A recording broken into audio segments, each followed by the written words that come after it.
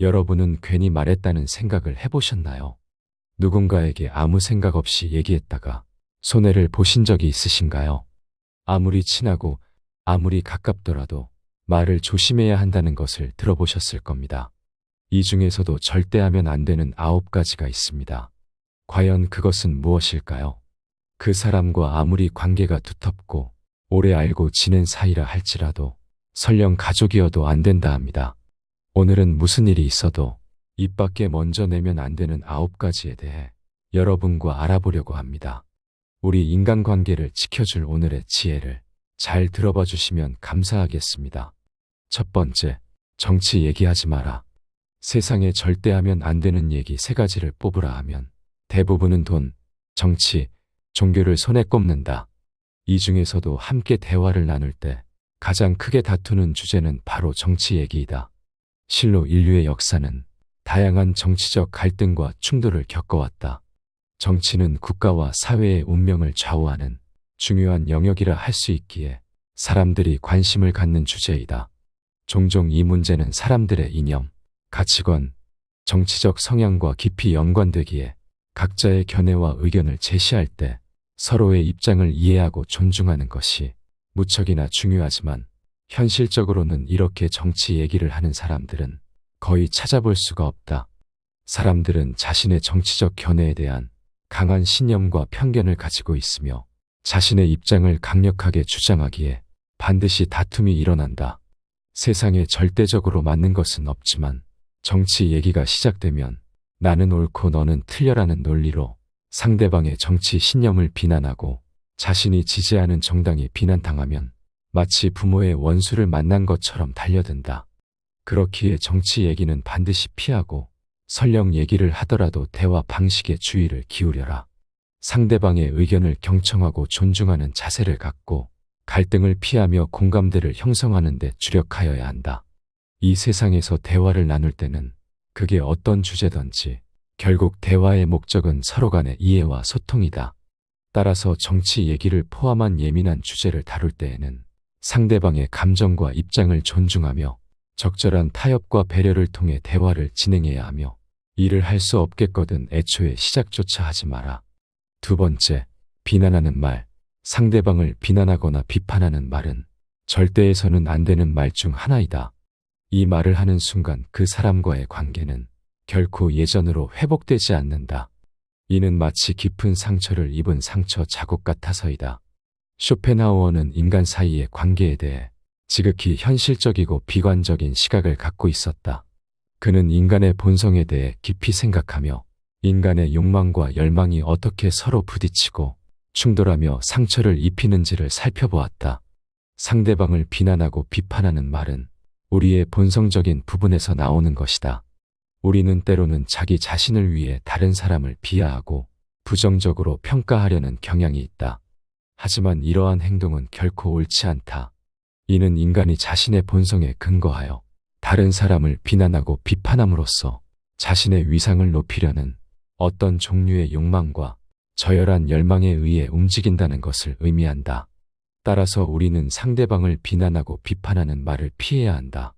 이는 우리의 관계를 영원히 파괴할 뿐만 아니라 우리 자신의 내면을 더럽히고 비참한 존재로 만들어버린다. 그렇기에 상대방을 위하는 건 물론이거니와 나를 위해서라도 상대방을 비난하거나 비판하는 말은 절대로 사용해서는 안 되는 것이다. 이러한 말을 피하고 서로를 이해하고 존중하는 관계를 키워가는 데 주력해야 한다. 세 번째, 남과 비교하는 말을 절대 뱉지 마라. 직접적으로 지적당하는 일보다도 사람의 기분을 더 비참하게 만들고 복수하고자 이를 갈게 만드는 것은 다른 사람과 비교당하는 일이다. 친한 친구들 사이에서도 비교해서는 안 되지만 가족 구성원에게까지 비교하는 말을 뱉는 것은 몰상식한 사람들만이 하는 행동이다. 사람들이 남과 비교하는 말을 하게 되면 그 사람이 누구든 아무리 성격이 좋든 관계없이 마음에 큰 상처를 받고 비참해지며 때로는 복수의 욕망을 자극하게 된다. 나에게 반드시 화로 돌아올 수도 있으며 비교당하는 일은 사람들을 괴롭히고 무력감을 느끼게 하여 상대방의 발전 가능성을 짓밟는 행위이다. 인생은 각자의 고유한 여정이며 우리는 서로 다른 경험과 능력을 가지고 있다.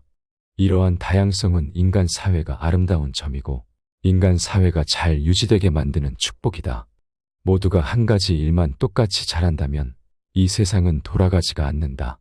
서로의 장점과 단점은 모두 달라야 정상이다. 따라서 남과의 비교는 공정하지 않으며 개인의 능력과 가치를 정확하게 측정할 수조차 없다.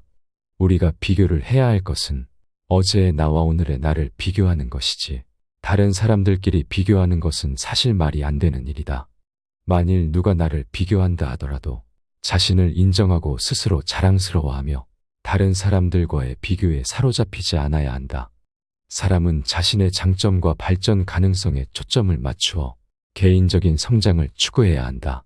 비교의 함정에 빠지지 않기 위해서는 남과의 비교를 피하고 각자의 긍정적인 측면을 발전시키는 데 집중해야 한다.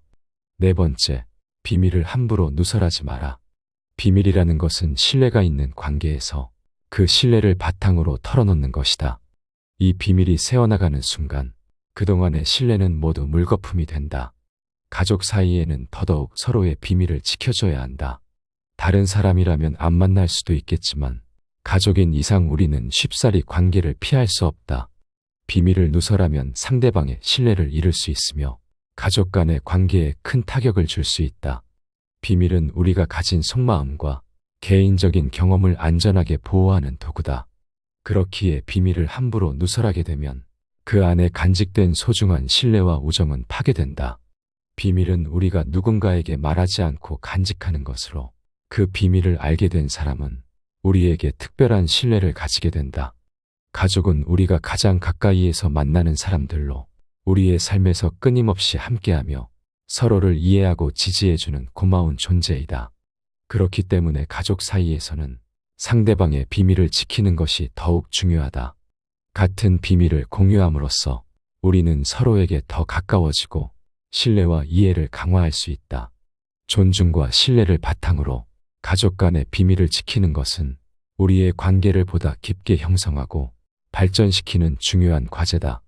비밀을 지키는 행동은 서로에 대한 존중과 애정의 표현임을 명심하라. 다섯 번째, 비방하는 말을 하지 마라. 상대방을 모욕하거나 얕보는 말은 가족 관계를 훼손시킬 수 있다. 인간은 사회적 동물로서 상호 의존적인 관계를 맺고 삶을 나누며 살아간다.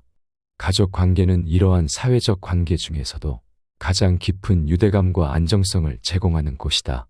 그러나 가족 간의 소통과 상호작용은 매우 예민하고 민감한 문제다. 아무리 가족이라 할지라도 말을 더욱 조심해야만 하고 혹시라도 비방이나 모욕적인 말을 사용한다면 가족이라는 이유로 더 큰 상처를 입게 되기 때문이다. 쇼펜하우어는 언어의 힘과 영향력을 강조하며 잘못된 언어의 사용은 상대방에게 심각한 영향을 미칠 수 있다고 경고한다. 비방과 모욕은 그 자체로 상대방을 인간답지 않게 대하는 것이며 이는 가족 관계를 파괴할 수 있는 위험을 내포하고 있다. 따라서 우리는 상대방을 존중하고 배려하는 언어 사용을 지향해야 한다. 가족 간의 소통은 서로에 대한 이해와 강한 신뢰를 기반으로 이루어져야 한다. 가족 간의 관계를 깊게 형성하기 위해서는 상대방을 모욕하거나 얕보는 언어를 사용하지 마라. 상대방을 존중하고 배려하는 언어를 사용한다면 가족의 유대감은 더욱 커지고 가족 모두에게 좋은 영향을 미칠 수 있다. 여섯 번째, 욕설과 비속어 절대 쓰지 마라. 욕설이나 비속어는 예의를 상실한 행동이다. 가족 간에도 욕설을 하거나 비속어를 섞어가며 얘기하는 사람들이 있는데 이는 가족 간의 존중과 예의를 훼손시키는 것이다. 가족은 우리의 생명의 기초이며 가장 중요한 관계 중 하나이다. 가족 간의 대화에서 욕설과 비속어가 등장한다면 이는 이미 대화의 상대방을 가족이라고 생각하지 않는 것이다. 우리는 가족 간의 대화에서 서로를 존중하고 이해하려는 노력을 기울여야 한다. 상대방이 잘못했어도 혹은 훈계를 목적으로 하더라도 욕설과 비속어는 그 어떤 상황에서도 용납되어서는 안 되며 이 말로 인해 가족 간에도 다툼이 일어나고 연이 끊어지기는 것임을 알아야 한다. 친구들과의 사이에서도 이런 말은 삼가야 하지만 가족 간의 대화에서는 더더욱 조심해야 한다. 일곱 번째, 말할지 말지 고민된다면 하지 마라. 누군가와 대화를 함에 있어서 이 얘기를 꺼내도 되는지 안 되는지 고민이 될 때가 자주 있다. 이런 경우에는 무조건 안 꺼내는 것이 맞다. 가족 간일수록 더욱 꺼내지 말아야 한다. 대부분의 경우 이런 상황에서 말을 뱉었다가 후회한 경험은 있어도 잘된 경험은 거의 없을 것이다. 그렇기에 말할지 말지 고민된다면 그저 침묵하는 것이 좋다. 인생을 살아가면서 결코 목소리를 높여서 안 되는 경우는 내가 말을 해도 되는지 안 되는지 판단이 안 되는 상황에 놓여 있을 때이다. 이것은 여러 가지 요인이 있지만 아마도 그 사람에 대해 잘 모르거나 그 사람의 말투 등 영향을 받거나 현재 내 상태가 분노나 불안으로 가득 차 있어서일 것이다. 지금 판단력이 흐려져 있다면 생각을 말하기 전에 먼저 침묵하라. 그렇게 하지 않는다면 반드시 나중에 후회할 일이 생기기 마련이다. 만약 침묵을 지켜 나의 생각이 성숙할 시간을 주고 조금 더 좋은 방식으로 얘기한다면 결코 후회할 일이 없는 법이다. 제대로 판단하지 못하고 무심코 내뱉은 말 한마디로 많은 사람들이 다칠 수 있음을 경계해야만 한다. 우리는 감정을 다스릴 줄 알아야 한다. 화가 나고 당황했더라도 이를 드러내지 않고 침묵하여 마음속에 가둬두어라. 사람은 누구나 감정의 폭발을 억누르기 어려운 때가 있다. 그러나 한 가지 확실한 것은 잘못된 판단으로 남에게 무심코 뱉은 말은 내 발등을 찍는 도끼가 될 것임을 명심해야 한다. 경계하는 것은 타인이 아닌 내 입과 혀이다. 따라서 입과 혀를 항상 경계하라. 내가 보지 못하고 직접 듣지 못한 건 가족에게조차 결코 말하지 마라. 어진 사람은 자기 눈으로 직접 본 것을 남들에게 이야기하고 어리석은 사람은 자기 눈으로 보지 못하고 귀로만 들은 것을 이야기한다. 눈으로 무엇을 볼 것인가는 자기 의지대로 하기 어렵다. 그러나 입은 의지대로 할 수 있으니 스스로 다스려야만 한다. 8번째, 가족에게도 너무 기대하고 바라지 마라. 사람들은 혼자서 사는 것을 두려워하고 다른 사람들과 관계를 맺어가며 그 관계에서 벗어나게 되면 제대로 살 수 없을 거라 생각한다. 다른 사람들의 눈치를 보아가며 무리에 소속되는 것만을 원하면 진정한 자유는 찾아오지 않는다. 혼자서도 얼마든지 살 수 있을 때 비로소 자유가 오는 것이다. 이때 가장 중요한 것은 남에게 기대하지 않고 요구하지 않는 데서 온다고 해도 과언이 아니다. 기대를 하게 되면 상대방에게 실망하게 되고 무언가를 요구하면 얽매이고 스트레스 받는 일이 생기게 된다. 특히 가족에게도 기대하지 않고 요구하지 않을 수 있어야 한다. 친구나 다른 사람에게 기대지 않고 잘 살던 사람들 역시도 유독 가족 문제에는 약한 나머지 고생하는 사람들이 있다. 이들은 가족은 다르다며 무조건 믿고 가족이니까 당연하게 여겼던 부분에서 결국엔 불화로 이어지곤 한다. 가족도 당연하게 생각하고 자신도 당연하게 여겼던 부분이 사실은 서로가 기대하고 요구했던 부분이었기에 서로 실망하고 안 좋은 감정이 생기는 것이다. 이들은 혼자 살 수 있다고 하지만 사실은 다른 곳에 기대지 않던 것을 가족에게 기대고 있던 것이다. 그렇기에 다른 사람보다 가족에게 실망감을 느꼈을 땐 그 실망이 훨씬 더 크다. 이것은 혼자 잘 사는 것과 달리 좁은 인간관계에 의지하고 산 것과 크게 다른 것이 없다.